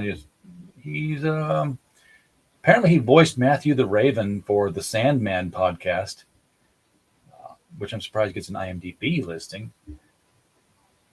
And he'll be in the Adventures of Tintin coming up soon. So, and Mouse Guard. Oh, Mouse Guard's getting a movie. Oh, cool. That's pretty cool. Yeah, that's a hell of a comic book. So anyway, I don't want to take 3 hours to go over a 2 hour and 50-minute movie. Sorry.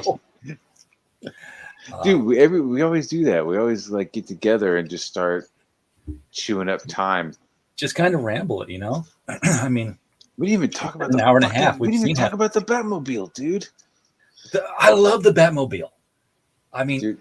I think the best Batmobile in comics was the one that John Byrne put in Man of Steel, because it was just a car that, yes, it was souped up engine-wise, and it was carrying a computer, but otherwise, it's not something that you'd see on the streets and say, "Hey, there goes Batman." It was unassuming and unobtrusive, and the kind of thing that Batman would want it to be. Yeah, it looked so fucking dope. I actually bought the Hot Wheels toy of it the other day. I saw it and grabbed it instantly, and it's so fucking. It looks like something you could own. It looks like a muscle car. It looks like it just looks so dope, and yeah, I love that it doesn't have any fins on it and shit.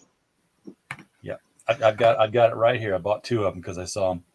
Yeah, dude, I was like, that's so fucking dope.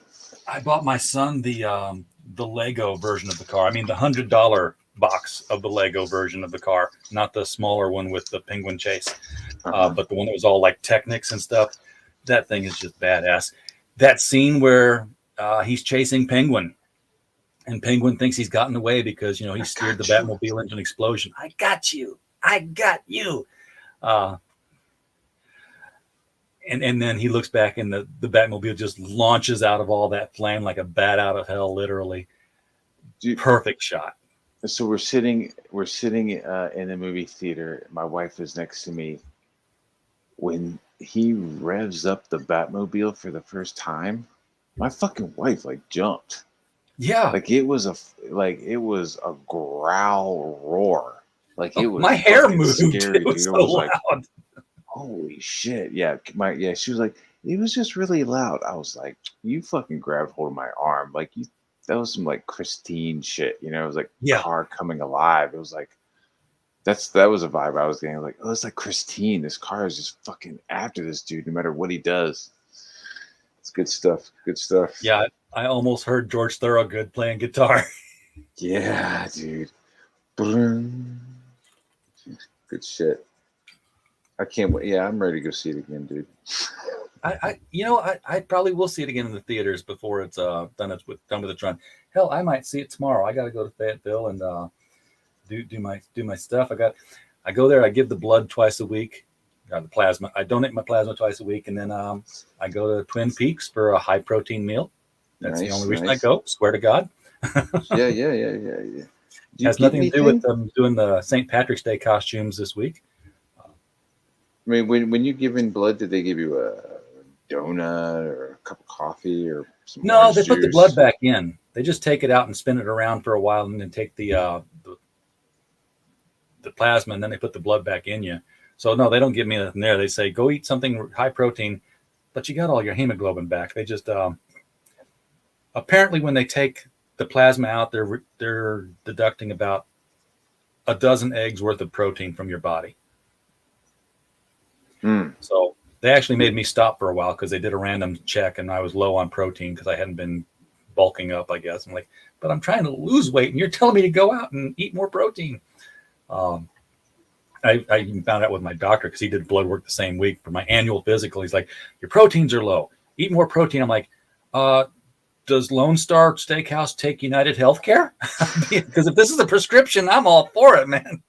Dude, you get those those steak deliveries every month, you know, like get your ribeyes and your two chickens and your get me a moink box. Yeah, your 20 pounds of bacon. Yeah, I'll eat more meat if that's what you're telling me the prescription for health is. Sure, I'll be right there. But Twin Peaks is got the ambiance as well. But it's right there near the theater, so I might just pop in and spend another 3 hours with Batman again. Who knows? Good, man. I spent $13 for the IMAX tickets, and I wasn't really thinking that was all that much. I feel like I've spent more on tickets in the past at other theaters. So, yeah, I think we went and saw matinee. It was like $9. I felt like I got my money's worth. Yeah, absolutely. Now, of course, felt like it. This was Sunday of opening weekend, and I asked him, says, hey, do you have those Batman head popcorn buckets? And they're like, yeah, we sold out of those first night. So Batman buckets. Oh, you didn't see the Batman popcorn bucket? No. You can put it on your head, and it makes you look like the Batman. I'll find it here. Jesus Christ! Somebody's already selling them for $90. $30 here. Let's see here. Let me find a good shot of it. There we go. Open image in new tab. And I knew it was AMC because I could see the AMC logo on the ropes behind the...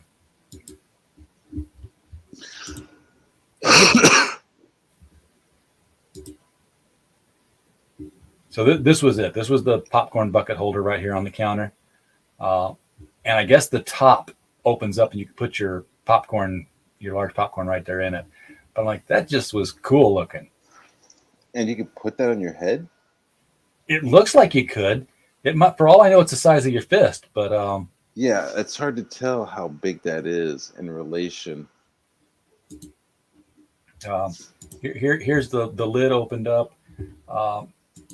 That's a cup topper. That's not the same thing.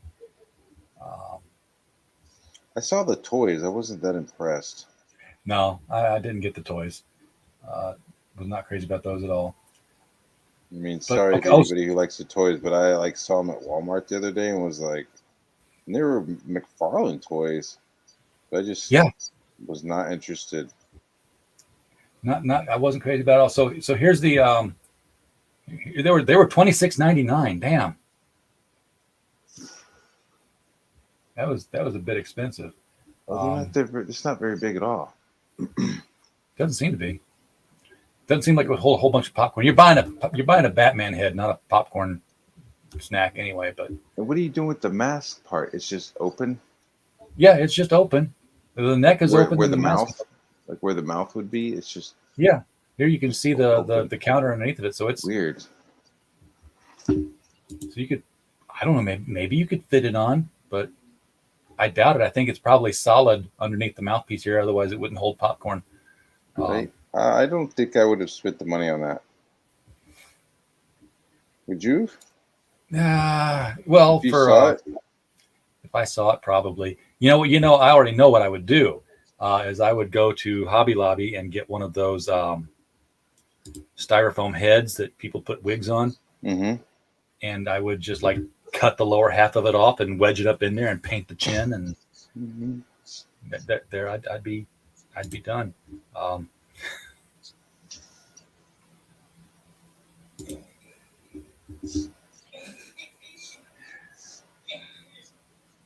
That's hilarious. Well, man, if you need to bounce, I'm good. I don't need to bounce anywhere really. I'm just watching you draw the ventriloquist and Killer Moth now. Fucked up that gun. Oh, it's a toy gun, so it's okay, right? Yeah. Except that it does fire real bullets. Yeah, I think it's a tiny little toy Tommy gun. Yeah. Until he shoots people with it. Oh, you know who I'd like to see done in a movie, in a Batman movie, and they haven't done it yet. And they wouldn't do it right. But if they brought the Wrath in, do you remember the Wrath? Was that? No. Okay. This was Batman Special #1. And I know this was in the 80s. They did this. Mike W. Bahr wrote it, and Michael Golden did the art. Ooh. Now, they've revisited it a couple of times, but it kind of ended in one shot. The Wrath was the player on the other side, the name of the story. He was a kid whose parents were criminals who were shot by a cop. Okay. And they were actually shot by a young Jim Gordon. And he dedicates his life to learning how to fight police.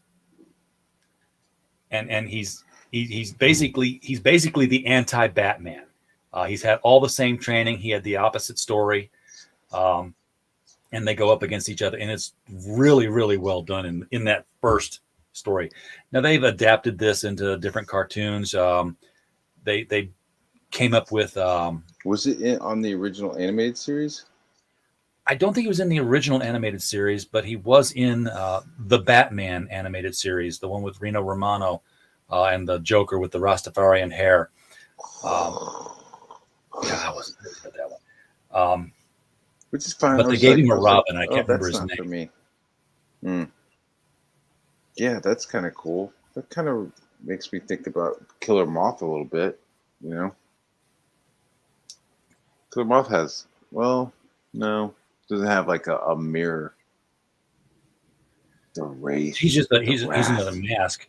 The Wrath wore basically a Batman mask. He had the points up here, but it was like, they were the tops of a W that went over his eyes, and then he had the cowl on. And instead of batarangs, he had these flip out W's that were sharp edged. Very, very cool. Yeah. Kimasabi says, "Pasta Joker, worst Joker." Yes, he was.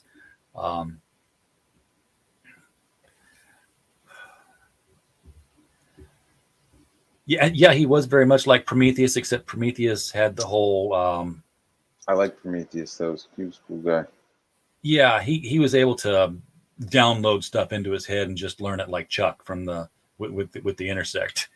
Yeah, he was able to download, and he had like some like lights or something on his helmet, right? So when he was like fighting you, like it would like start shooting out like probe lights, like it'd start flashing. Yeah, distract you and everything. Mm-hmm. And like it would like do certain things. Finally got shot by Green Arrow, of all people, because he had his Batcave was like in another dimension. And they had to let him go or something, and Green Arrow stayed behind and just shot him. Not even, sneak shot him, so he didn't see it coming. Just straight fucking blasted him. Yeah, with an arrow through his chest, through his heart. Boom, recover from that, dude. And then, of course, what I wrote an entire editorial on this because the next issue had Green Lantern, Black Canary, and the Flash, newly returned Flash, the newly returned Barry Allen Flash, hunting him down. And when they find him, Barry's like, I never liked you. I never saw what Green Lantern ever saw on you. You're this and you're that. And I'm like, wait a minute, that's not the way Barry would react. And I went back to the Trial of the Flash. Mm-hmm. This is like deep cut 80s. Remember when the Flash was on trial for killing the Reverse Flash? Yes. Yeah. So they were like, while he was on trial, the Justice League had to vote as to whether or not they were going to keep him on or not. And there were only 6 people there. Superman, comes in at the end and breaks the tie, and it's the Ross Andrews Superman kind of world. So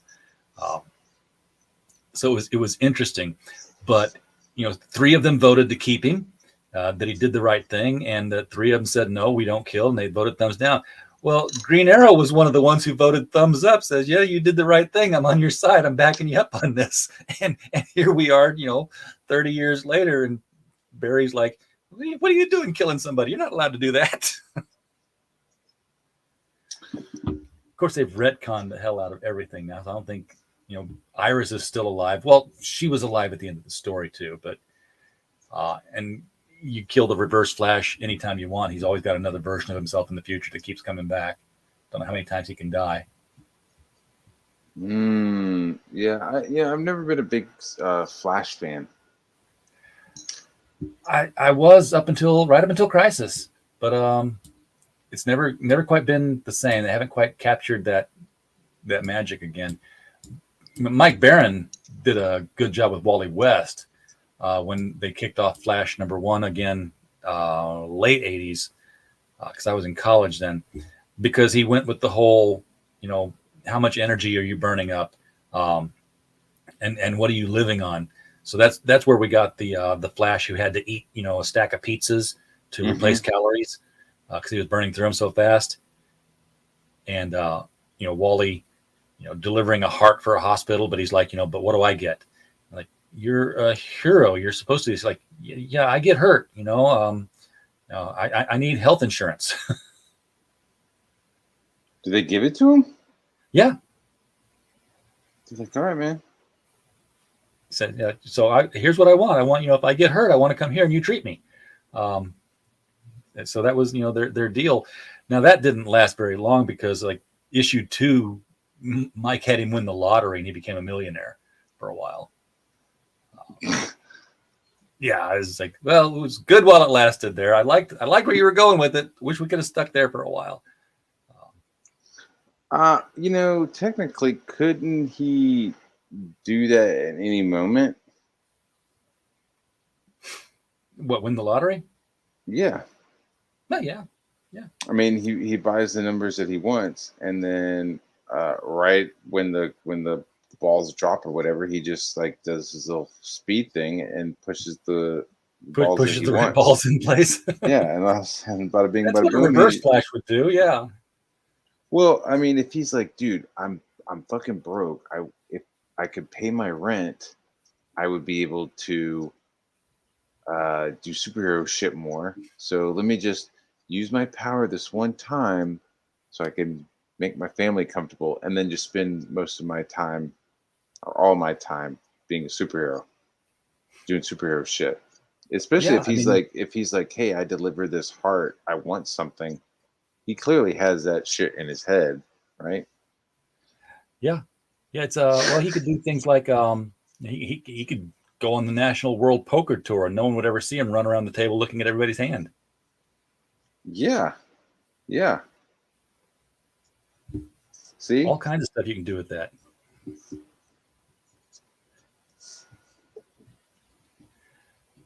Oh yeah, that was definitely the Big Sur era. I remember Big Sur, big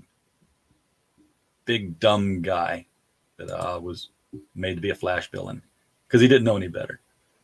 He was told to fight Flash, like okay. Really? That was his. Yeah, pretty much. he was whatever. He had a dedication to somebody, and whatever they told him to do, he would do. He was like, 8 feet tall and bald headed, and just he was Lenny from Of Mice and Men. Oh, Tell me about the rabbits, George. I will pet them and love them and hold them. And it never dawned on me as a kid that was the same line they were stealing for the Bugs Bunny cartoons. I didn't pick it up until later. Yeah. Yeah. Said, I want a little bunny rabbit, and I will hug him and pet him. I will name him George. Yeah, that would come out pretty good. I think that was. These all came out pretty good. What are you gonna do with these, man? You gonna like auction them off or something? I'll probably just like slip them into people's stuff when they order something. Like, I just have like a stack of doodles, and if somebody orders something, I'll just grab a couple of them and throw them in there. So what are they ordering, and where are they ordering it from? Let's see. What are they ordering? I mean, this isn't Rock and Roll Ninja stuff, right? This is no. This is just us fucking around. And what they're ordering. Yeah, I did a doodle of the Salamandroid. Nice. And somebody bought that off of me. Like I was drawing it on the stream, and somebody bought it. And when they bought that, I had some shit, and I just threw it in there. When I was on the auction, I did an auction a couple months ago, and somebody bought a page that I did, and then I threw some stuff in there like this. Oh, I should have got you on the auction we did last February the 22nd. We did an auction for comicbooksforkids.org.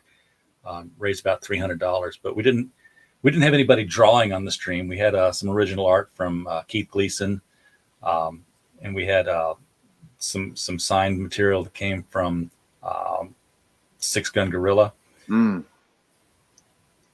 Yeah, I like drawing on streams rather than just like being a talking head.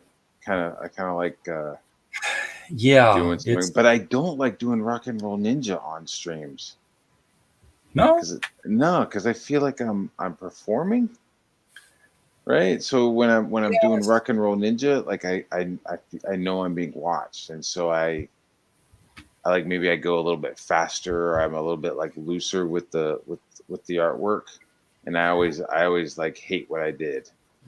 Well, StreamYard's got this new option now that they're always adding both options, but now when you hit the share button, it used to be like share a screen or share a video. Now they've got share extra camera, so you can have 2 cameras running. Oh, I mean, I do pay for StreamYard.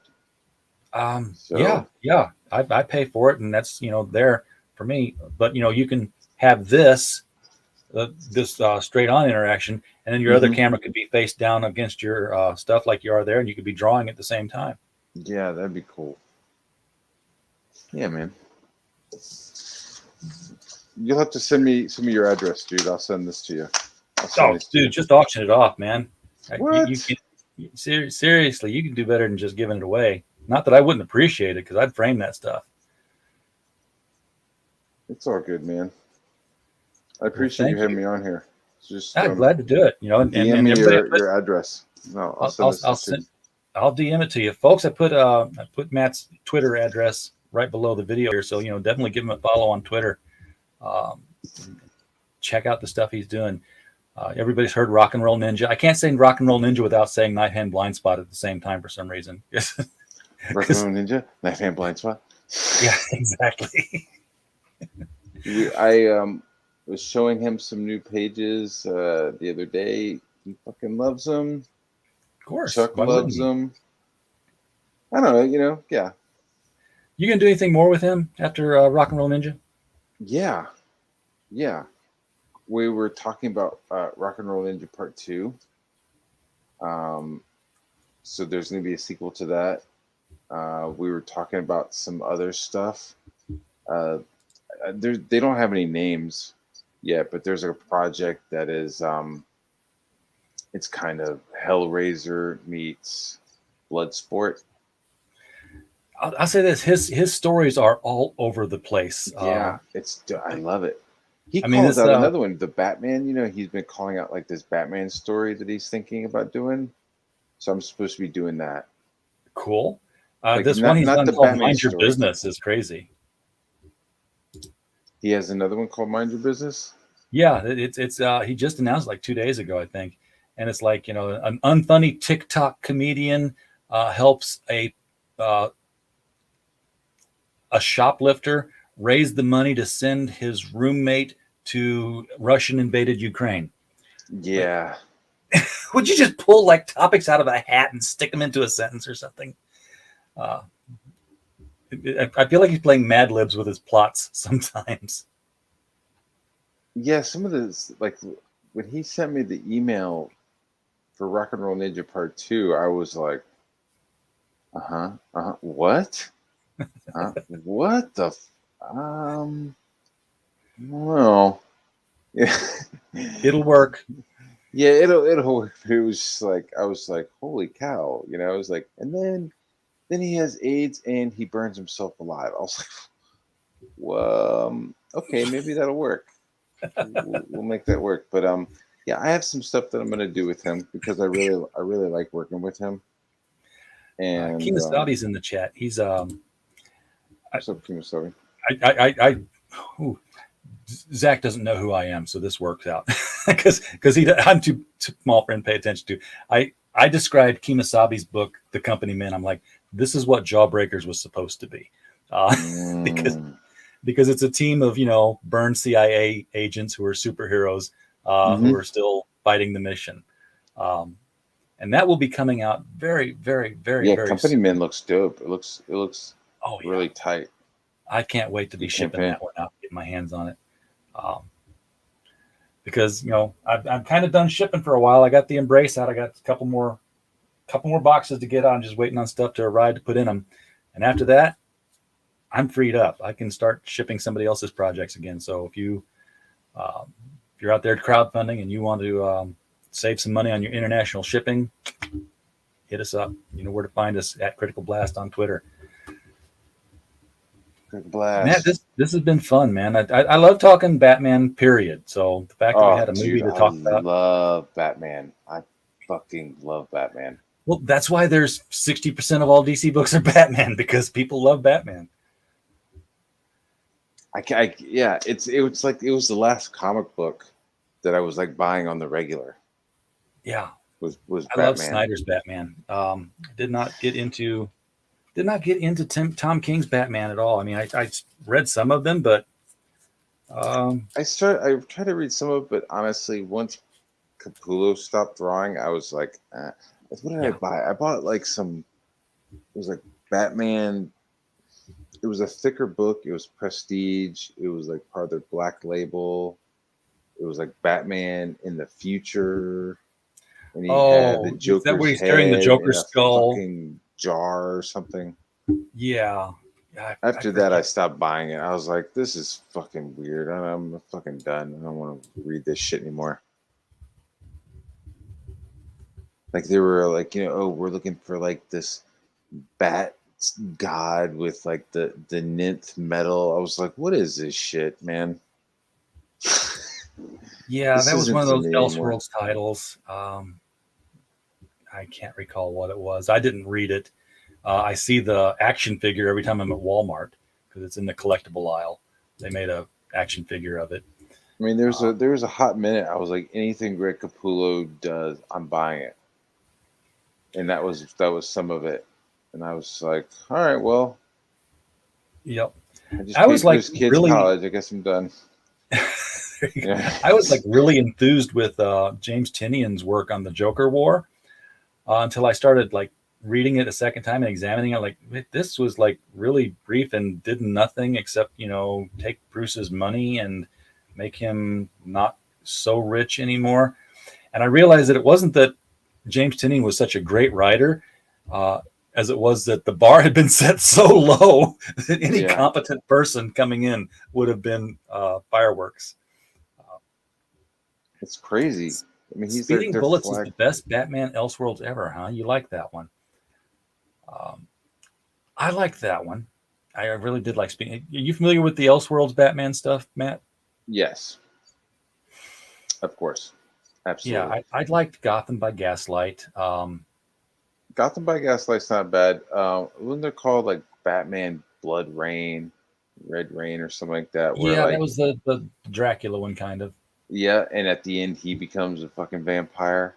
Yep. And then there's another one called Dark Joker. Dark Joker the Wild. Oh god. Yeah, remember that fucking I remember weird that. ass It was hard shit? to It read. was like, dude, the fucking artwork, man. Well, that's what sold it, was the artwork. It was weird. Did it you was like like a the fantasy. artwork? I love the artwork, but it was, I don't know. It was like Batman was like a fucking monster, or he was like turning into a man or something. It was like a werewolf man or something. Yeah, it was an acid trip of a book. Yeah, yeah. That was Kelly Jones, wasn't it? That's the artist, right? Yeah. I wish I could like him more. I wish I could like Kelly Jones more, but his stuff is just so wonka donkey for me. I can't like. Yeah. Ugh. Speeding Bullets was the one where it's like Bruce Wayne is like Clark Kent, right? Or something. It's like it's like Kal-El's rocket lands and the Waynes find him. Yeah, yeah. And then they get shot, and and then he's Superman with Batman's origin. Yeah, at the end he ends up like flying around without his mask on, right? Yeah. Like he eventually like becomes the Superman that we want. He just Lois talks him into it. Yeah. There was also in Blackest Night where Bruce Wayne is given the Green Lantern ring by Aben Sur. On the night he's like, contemplating, I have to strike fear into their hearts. What'll I do? Tap, tap, tap, green ring right here. So they had a good run of those. Holy Terror, not the Frank Miller one, but the one where the Elseworlds was set that Oliver Cromwell wasn't assassinated and the British Empire, America was still a British Empire. And the Anglican Church ran everything. So weird. That's cool. Holy Terror. It was very weird. Remember the Batman's parents were killed by the church. He finds out. Oh, so he's like fighting against church people. They were providing abortions in an underground clinic, and were killed by the church. Now the church has basically found all these other people who were abominations, like Barry Allen. He's locked up and his speed has been countered. They cut out Zatanna's tongue. Well, they didn't cut it out. They converted her. So she was like, a nun for the church, this magic woman. And, Batman gasses her so she can't speak. And he's like, I always told her, reliance on her vocalizations was a weakness. And at the very end of it, he finds Superman. And Superman is dead. He's in a glass case with green kryptonite blowing over him, and his arms are out on a beam. So he's like a crucified Superman. And Batman just kind of looks up at him, and this feeling of peace just washes over him. It's like, it was cringe in so many places. But oh my god, dude! But again, they were doing anything with Elseworlds at the time. So I was like, roll the dice, pull Scrabble tiles out, and we'll set that world. But, like today, every Elseworlds they almost did was Batman. He's such a versatile character. Yeah. I mean, they showed it just by putting him through time. Like, oh, he's the Bat Pirate. Oh, he's the Bat Caveman. He's the Yeah. Bat. You know, it's like when Pioneer, the Darkseid Bat sent him back Cowboy. through time. Yeah. They never did explain how he came back forward through time. I mean, what was supposed to kill him? It's just like, I'm Darkseid. I'm going to blast you with my eye beams. It's not going to hurt. You're just going to go back to caveman times, and every once in a while you'll jump in the future until you come back.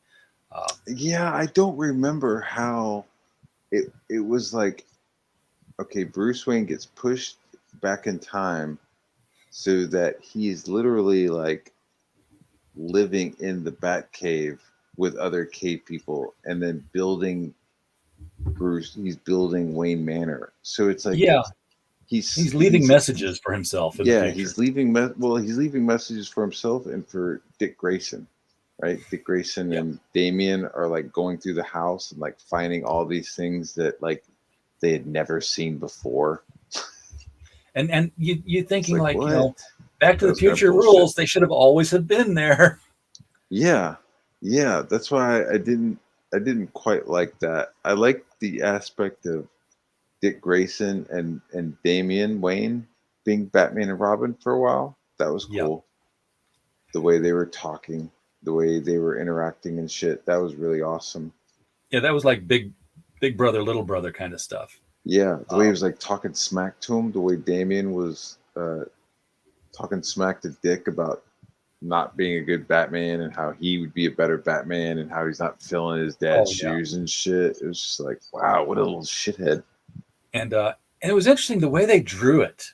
It was Batman, but you could look at that Batman and tell that's not Batman, that's Dick Grayson. And they made a point of that with Two-Face, where they're his thugs come in. He's like, did you get the diamonds or whatever? It's like, no, the Batman was there. He foiled it. He's like, the Batman. I heard the Batman was dead. No, he's here. And he goes to the surveillance cameras and he pulls up footage and here's Batman swinging in, and he's like, that's not Batman. And you look and it's Dick Grayson's got that big joyful smile on his face because he's swinging in like an acrobat. It's like, yeah, that's not Batman. That's Dick Grayson. I did, and also Gordon realized it as well. Because instead of them just disappearing, they like took the stairs or something. Like it was like that was a great scene in Justice League too, when Flash looks and says, "Oh, they just really just left, didn't they? That's rude." That's rude. Oh, good stuff, man. Hopefully they'll put Robin in the Batman. They have talked about it. It'll be interesting. It has to be a kid. It has to be a kid. Give me a 12-year-old. Yeah, you need the whole Karate Kid story again.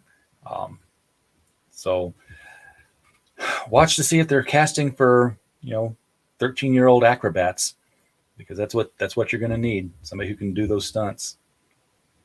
Oh, what a pickle! That'll be a tough one. It's going to be like an unknown, right? I mean, it's. Oh, it'd have to be. Yeah, Kemosabe's right. Gordon never realized Jason took over from Dick back in the day. Well, that's because he looked like him, for crying out loud. They drew him exactly the same. Yeah, but there's definitely there was a different style of fighting and movement that Grayson was doing even as Batman. Yeah, like he was more acrobatic and he even mentioned something about the cape was bothering him because it was like throwing his weight off. Yeah, dude, I love Batman, dude. I do too. I have since I was 6 years old and watching Adam West on television. I mean, I had bunk beds. I slept on the top bunk. My little brother was underneath, and I had like notebook paper, and I was like drawing the Shakespeare bust. I put that on one wall, and then I just drew this scene on one sheet of paper, and I put it up there. But on the other side, I had an arrow that said "to the Batcave," and I would like turn it around whenever there was danger, so that I'd know where the Batcave was. Because on the show everything was signed and labeled, so that he knew what it was, apparently, because he'd forget. The Bat Computer, Bat Atomic Pile. I've come around. When I first saw that show, I didn't like it. I was like, that's not Batman. That's bullshit.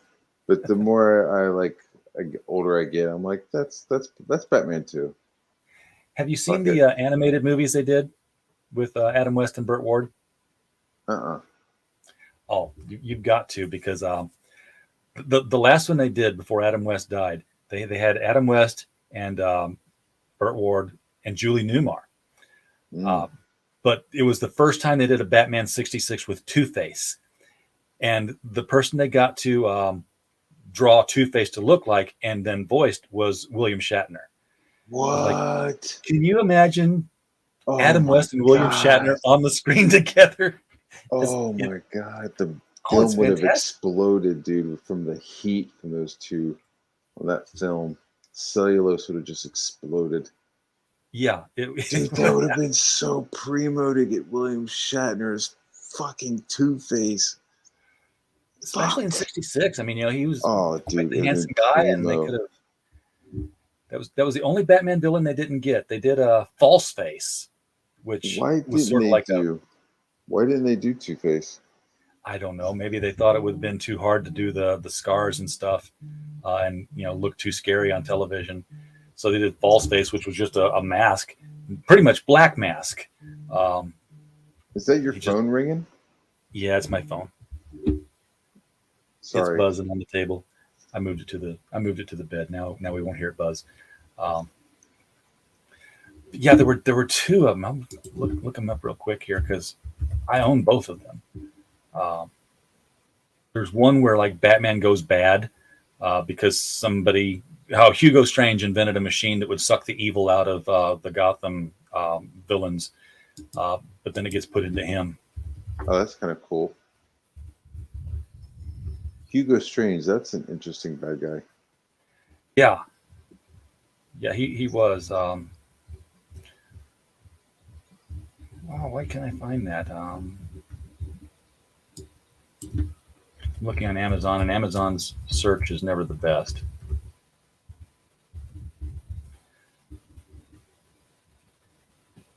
I'm looking for. Okay, there it is. Return of the Caped Crusaders.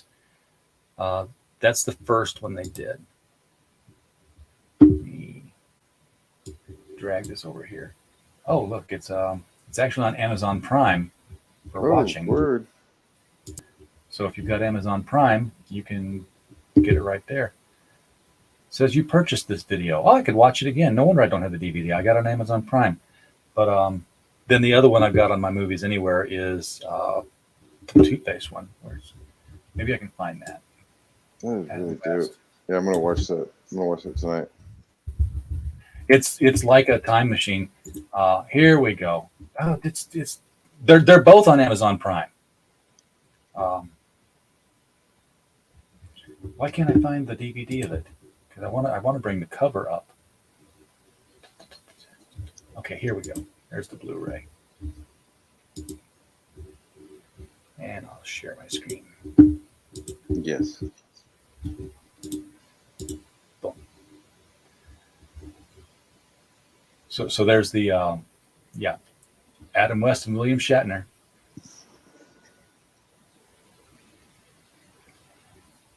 Look at that cape. That cape looks so much better than the TV show cape. And Adam West just like he looks like he actually does push-ups and shit. Yeah. That's the only thing. It's like in spirit, I like the idea of the Batman show, but then when I'm like watching it, I'm just like, he's got these weird little boots. He's got these scrawny little legs. He's got a little gut. You know what I mean? It was just like, a little bit of a gut hanging over there. You know what I'm saying? It was just like, fuck, man. Like, do some squats, dude. Your ass is fucking flabby. And Aunt Harriet is in both of the cartoons. So they have somebody playing her, and you got to listen to what she's almost like they took Gail Simone and lifted her and put her into the cartoon as Aunt Harriet, because she's double entendring everything.